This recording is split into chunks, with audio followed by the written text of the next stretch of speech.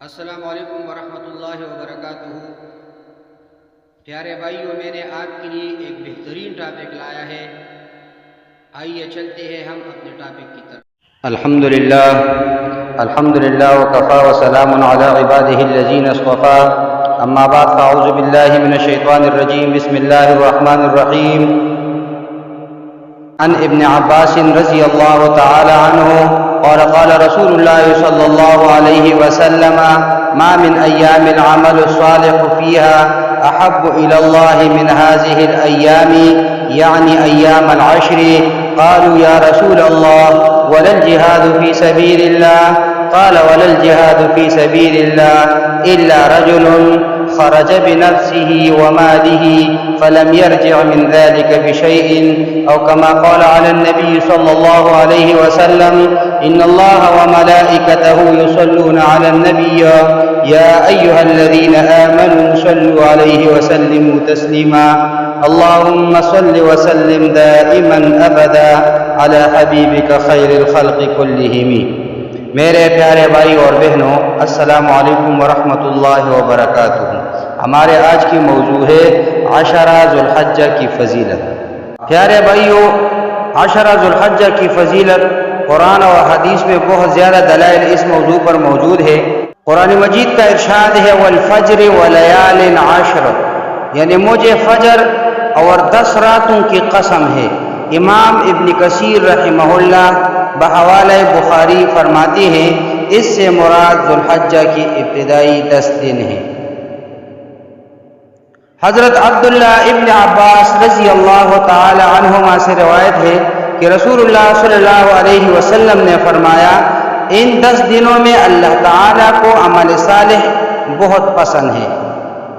نبی علیہ السلام سے پوچھا گیا کہ کیا جہاد فی سبیل اللہ سے بھی زیادہ یہ دن پسند ہے؟ تو نبی علیہ السلام نے فرمایا ہاں، یہ دن جہاد فی سبیل اللہ سے بھی بہتر ہے، سوائے اس شخص کے جو اپنے مال اور جان کو لے کر نکلے اور کسی چیز کو واپس لے کر نہ آئے۔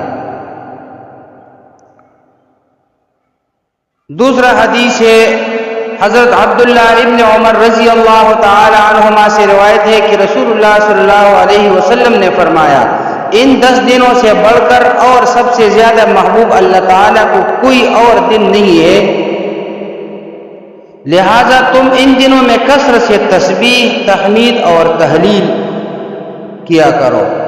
تسبیح، تحمید اور تہلیل سے کیا مطلب ہے؟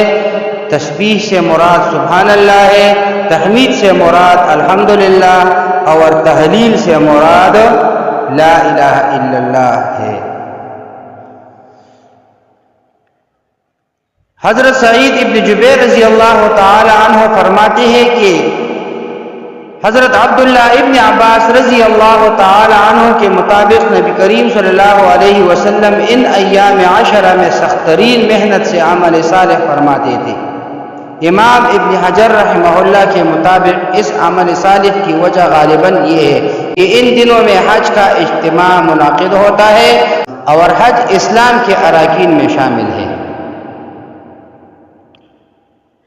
بہرحال اس دنوں میں کثرت سے نوافل ادا کرنا لازمی ہے، نمازوں میں مکمل پابندی کرنا، کثرت سجود سے قرب الہی کا حاصل کرنا، صحیح مسلم کا حدیث ہے۔ نفل روزے کا اہتمام کرے کیونکہ اعمال صالحہ میں روزے شامل ہے۔ رسول اللہ صلی اللہ علیہ وسلم ذی الحجہ کی تاریخ کو روزے رکھتے تھے۔ یوم عاشور، محرم اور ہر مہینے 3 روزے رکھنا بھی نبی علیہ السلام کا معمول تھا، بحوالہ ابو داود، مسند احمد۔ کثرت سے اللہ تعالیٰ کی حمد و ثنا بیان کرنا بھی ان ایام کا ایک معروف فعل ہے۔ امام بخاری رحمہ اللہ کے مطابق حضرت ابو ہریرہ رضی اللہ تعالی عنہ اور حضرت عبداللہ ابن عمر رضی اللہ تعالی عنہ بازاروں میں جاتے تھے، خود بھی تکبیرات کہتے تھے اور لوگ بھی تکبیریں بلند آواز سے پڑھتے تھے۔ حضرت عمر رضی اللہ تعالی عنہ اپنے خیمے میں بلند آواز سے تکبیریں کہتے تو اہل مسجد اس کو سن کر جواباً تکبیریں کہتے تھے۔ حضرت عبداللہ ابن عمر رضی اللہ تعالی عنہ نمازوں کے بعد گھر میں آتے جاتے پیدل چلتے ہوئے تکبیریں کہتے تھے۔ افسوس صد افسوس کہ ان ایام میں یہ عظیم سنت ختم ہو گئی ہے۔ تکبیر ان الفاظ سے کہی جاتی تھی، اللہ اکبر اللہ اکبر اللہ اکبر کبیرہ، اور یہ الفاظ بھی ہے اللہ اکبر لا الہ الا اللہ اللہ اکبر وللہ الحمد۔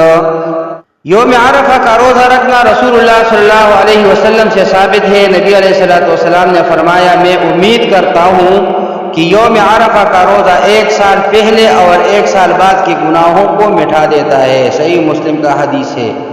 لیکن یہ روزہ حاجیوں کے لیے نہیں ہے۔ قربانی کا دن مسلمانوں کی عظیم و شان قربانی اور اللہ تعالیٰ کی عظمت و شان کی نشاندہی کرتا ہے۔ تمام علماء کے مطابق سال کا افضل ترین دن قربانی کا دن ہے۔ سنن ابو داؤد میں نبی کریم صلی اللہ علیہ وسلم کا ارشاد ہے کہ قربانی کا دن افضل ترین دن ہے۔ بہرحال بہت زیادہ حدیث اس موضوع پر موجود ہے، لیکن یہی پر اکتفا کرتا ہوں۔ اب ترجمہ سنیے۔ حضرت عبداللہ ابن عباس رضی اللہ تعالی عنہما سے روایت ہے، رسول اللہ صلی اللہ علیہ وسلم نے فرمایا، اللہ تعالیٰ کو کوئی نیک عمل کسی دن میں اس قدر پسندیدہ نہیں ہے جتنا کہ ان دنوں میں پسندیدہ اور محبوب ہوتا ہے، یعنی ذو الحجہ کے پہلے عشرہ میں۔ صحابہ رضی اللہ تعالیٰ عنہم اجمعین نے کہا، اے اللہ کے رسول صلی اللہ علیہ وسلم، کیا جہاد فی سبیل اللہ بھی نہیں؟